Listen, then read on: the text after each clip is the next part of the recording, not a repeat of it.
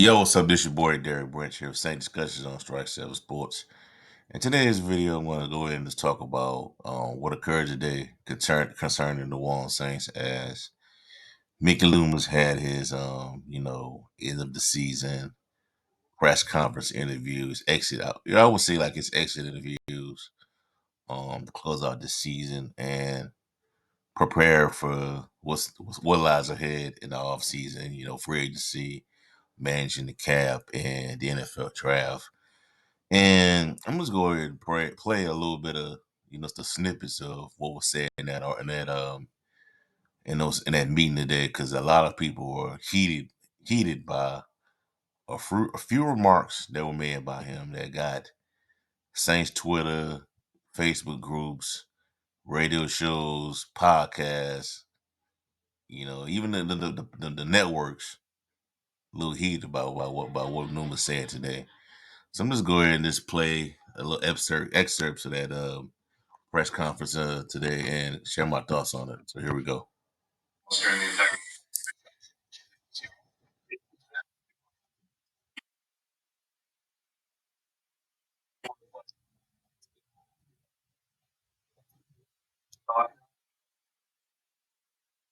Stats sometimes, and I think you got to look beyond just whatever the raw number is. Got to look at the core of your team, and a couple guys can skew that. So I don't look at that like we're an old team. I really don't. Yeah. Do you think he take the same course as Andrew's team? Where I don't think the Lord how to tackle very bad. You think he can be a starter on the line and might have to play more? I know back in the day when Just wait for us up there.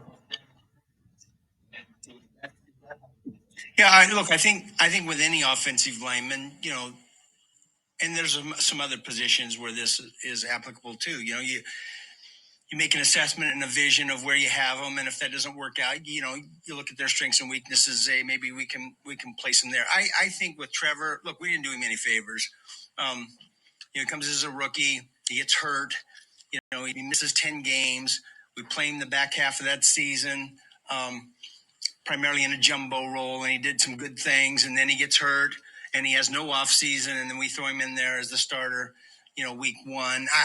Listen, I think a lot of that falls on us in terms of where he was and what he was ready to do, and so I'm still pretty high on Trevor Penning. I think we all are, but we recognize that hey, look, we've got to do a better job in terms of development and preparing him to be ready, and I think we'll do that this offseason. I think we'll have a good plan for him. Things back fairly easy one, and also how much you could finishing 4-1. Yeah,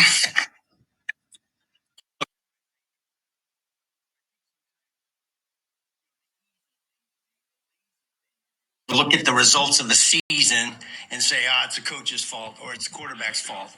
I think oftentimes you have to look beyond that. I was prepared for this question, right? Chuck Noll, his first 3 years, Hall of Fame coach, he was 1-13, 5-9, 6-8. But they recognize that this guy's a good football coach, right? Bill Belichick, here's his first 3 seasons: 6-10, 7-9, 7-9. Tom Landry, 0-11, 4-9, 5-8, 4-10, 5-8. Hall of Fame coaches, all of them. Bill Walsh, first year, 2-14, second year, 6-10. So I think the easy thing to do is just look at the results. You gotta look beyond that.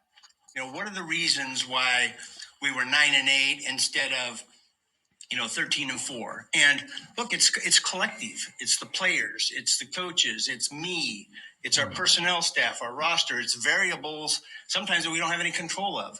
And so my assessment is Dennis Allen is a good coach. And again, with Sean Payton, we went 10-6 the first year, but then we were 7-9, 8-8. I heard some of the same noise. But at the time, I knew we had a good football coach. And so I think sometimes the hard thing to do is to be patient and recognize your other shortcomings and get those fixed. And that's what we're doing. All right, so I'm gonna stop it right there. So that's when everybody kind of like lost it, got fed up with Mickey Loomis in regards to these interviews that he has conducted over the past couple of weeks. He's been on, yeah, he has his own radio show on Tuesdays with the folks over at WWL, the flagship station for the New Orleans Saints, which pretty much produces all their content from like a media relations standpoint, regards to like analysis on the team. But when he made that statement of comparing Dennis Allen with those Hall of Fame head coaches he named, was Bill Walsh, Tom Landry, Bill Belichick, Chuck Noll, um, shoot, a bunch of those guys. A lot of people are upset by that statement. Parcells, and that's because of what those coaches went through and the greatness of those coaches. That's like out of all of them, man. Like all together, it's like what I counted like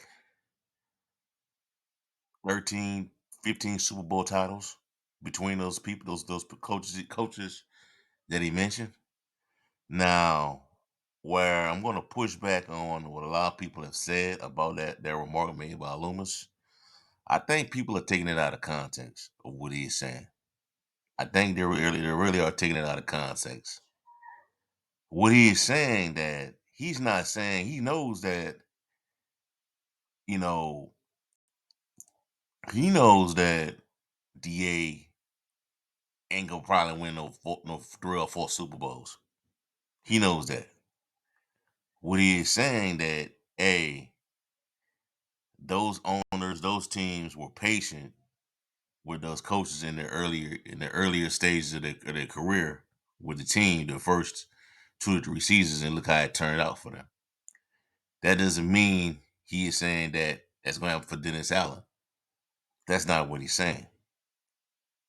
You know, in this era, he knows that. And Ricky Loomis knows that in this era, it's going to be really hard for a head coach to win that many Super Bowls. Right now, you'd be lucky to win in this era, the salary cap era, with the CBA and all that, and the lack of physical practices that you can have so much a year, a season. You'd be lucky. You'd be lucky to win too. If we're being honest, look at the Kansas City Chiefs. People thought they could have been on a dynasty, become a dynasty by winning a third Super Bowl in like what a 4 to 5 year span. That might not be happening this year. That might not be happening right now because Mahomes, the Chiefs, they're out, they're down, they're having a down year. This is a year to take down the Chiefs. We're being honest. You know, um, so that's what Loomis is saying, man. That's not. He is not saying that he is gonna that Dennis Allen is gonna follow the same path as Bill Belichick, Bill Walsh, Tom Landry, Chuck Noll. He's not doing that. He's not saying that. He's just saying that this is what can happen when you are patient with your head with a head coach that's just starting out. All right. We're gonna play a little bit more of the video, and then I'm gonna just come back to close it out to share my thoughts, the rest of my thoughts. Talk about like the culture a little bit. What are some of the culture that you feel like you change? Yeah, I don't like the word culture necessarily because I think, look, we got really good guys, willing. Um, and I think, look, a lot of things that I said to the players, I'm sure you guys are aware of it, were for the players' ears only. I think collectively, though, that everybody, if you ask, do you want to win? Everybody stands up, they raise their hand, right? Everybody says, what are you willing to do what's necessary to win? They all raise their hand. But sometimes we're not doing the things that are necessary to win. And that's on me. That's on me 100%.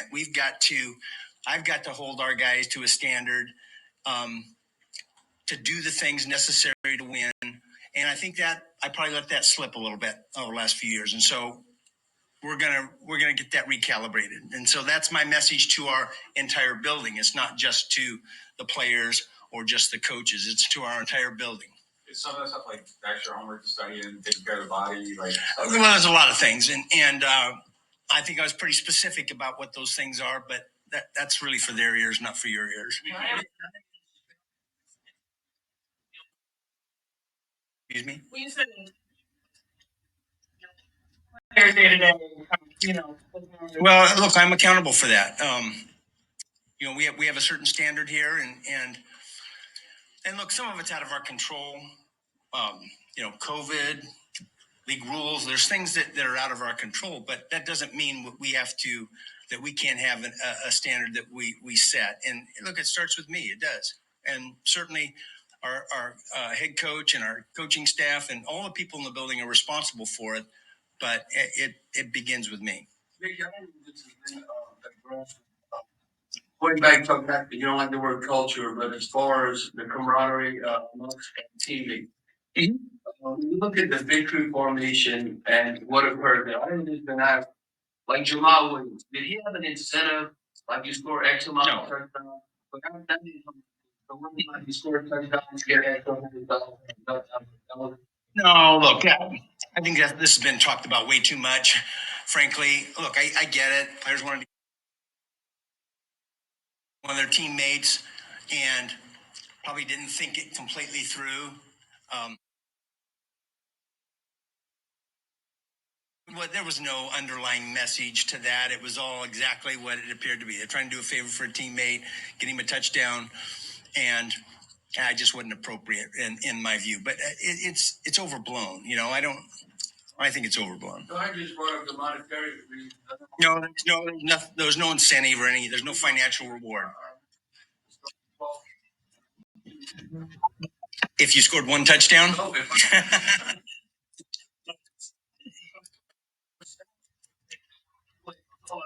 yeah, that doesn't happen here. We're not doing that. Yeah.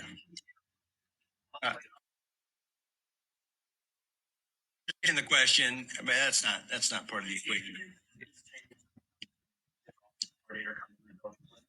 That y'all need in the office staff that maybe can make it this time. Yeah, I don't know that that's the case yet. Yeah.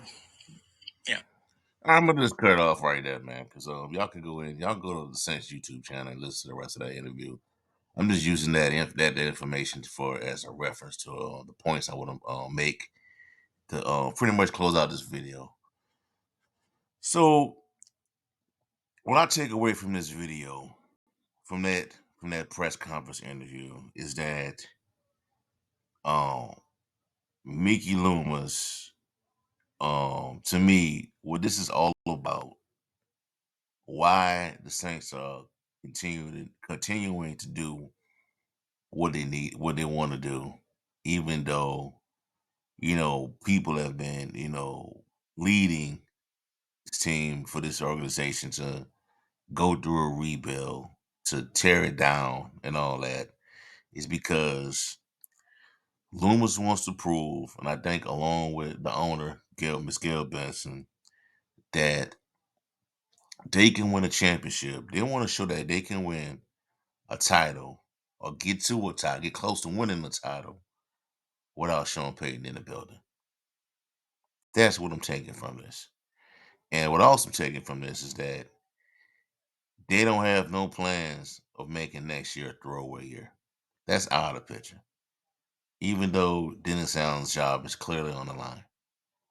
Next year is not, they're not treating it as a throwaway year. So they're gonna go through the same old cap gymnastics that they always go through. A few players, good players, gonna probably get let go or get traded, or Marshawn Lattimore, Michael Thomas probably won't be here.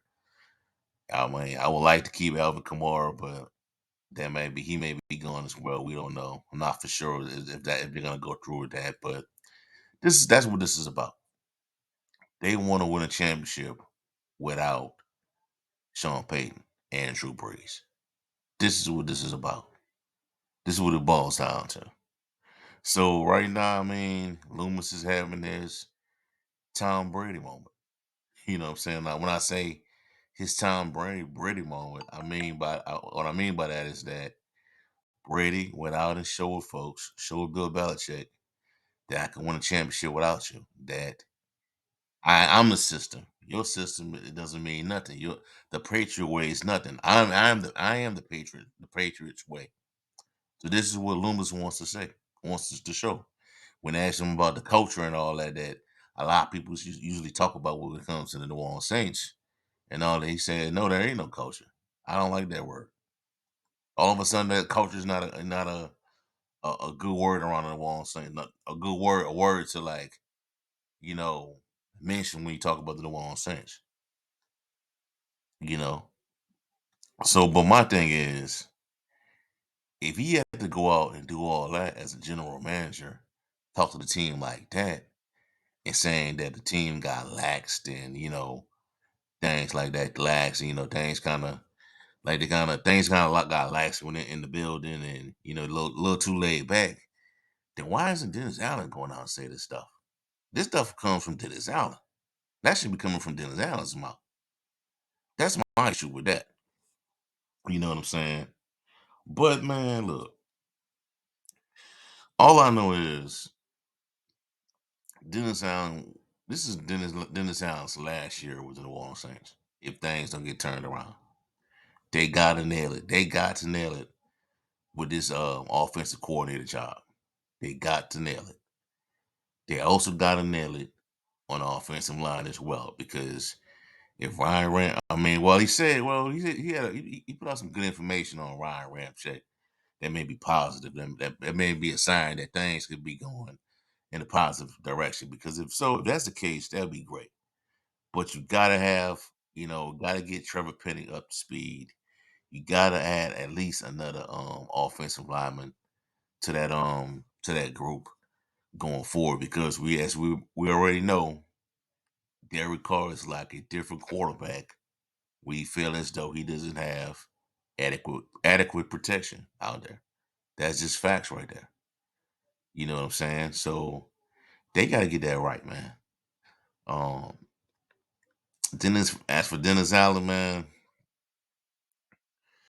I've been saying all year, man. I've been saying it all year, but with this team having a preparation issue, I've been saying it all year, and that should be coming from him instead of Mickey Loomis. And that article that Jeff Duncan put out about a week ago, pretty much get put out. Pretty much put out what I already been talking about. How the team there's quotes in there where there's excerpts in that article where they say that the team was late for arriving at the stadium because certain players just wasn't ready to go at back at the hotel. So that's how lax things gotten up there. And to me, I think in this situation, somebody that's scared to be the jerk. You know, you got to be sometimes you have to be in that type of culture. You got to be a jerk to the players. Somebody got to play that role. You know what I'm saying? And I don't know if that's the right. I don't know if that's the right approach that the Saints should be taking with Mickey Loomis. You know, pretty much to me stepping on the toes of the head coach. That's something that that's something that Dennis Allen needs to be doing. And they supposed to be working side by side, man. Then Mickey Loomis pretty much supposed to handle like, you know, the money side of it. The money side of the situation about he the one that's gonna like determine, what players they can go out and get, and Dennis Allen's supposed to be, bouncing ideas off of him. Well, not bouncing, but bringing suggestions to him of what players he would like to have with the team. To me, that sounds like Mickey Loomis. It sounds like he the coach to me. And doing that in that segment, but hey, man, I'm not really riled up by what I wasn't really riled up by what he said about comparing him to not Tom Benson, Tom Landry and um Chuck Noll and Bill Walsh, Bill Belichick. I know that's not what he meant. I kind of laugh at It's a funny statement to me, but I know that's not what he meant. You know what I'm saying? But Dennis Allen has to get it together, man. He has to get it together, bro. Because if not, that's it for him, man. He will not be a head coach ever again. I can promise you that. He'll be another Vic Fangio, a Wade Phillips, a really good, highly respected defensive mind. There ain't nothing wrong with that, you know. But head coach material, that might not be his deal. So what we'll see how it play out, man. I think there's gonna be a lot more information that come out in the next few weeks. Probably find out some more about why Cordy Burns was let go, despite the significant improvement the receivers had to close out the season. We'll find out some more information as we head into the off season. So we'll see how everything's gonna play out. Okay. All right, that's all I have for y'all for right now, man. Give me a like, comment, subscribe to the channel. Let me know how you feel. What were your thoughts? What were your takeaways on today's press conference held by the New Orleans Saints and Mickey Loomis? And also check out strike7sports.com/Saints for latest content in the New Orleans Saints organization. Have a blessed day. Peace. I'm out. Who that?